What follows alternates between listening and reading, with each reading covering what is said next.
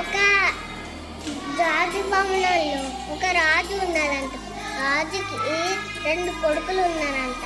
ఆ 2 కొడుకులు చేపలు పట్టడానికి వేటకు వెళ్ళారంట. 2 చేపలు తెచ్చి ఎండలో ఎండబెట్టారంట. అన్ని చేపలు ఎండాయి కానీ అందులో ఒక చేప ఎండలేదు.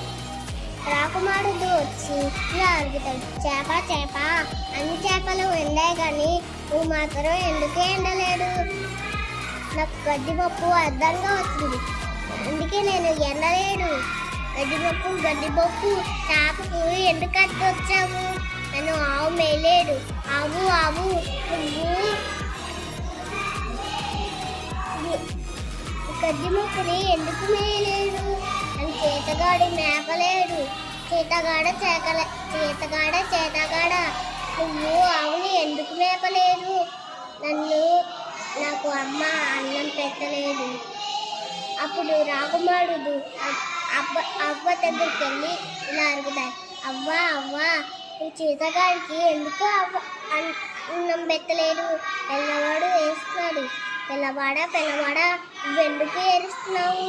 నన్ను చీమ కొట్టింది, అందుకే నేను ఏడుస్తున్నాను.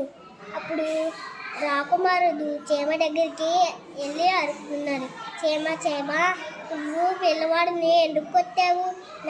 నా బంగారం కొత్తలో చేయి పెడితే నేను కొట్టనా అని అడిగింది.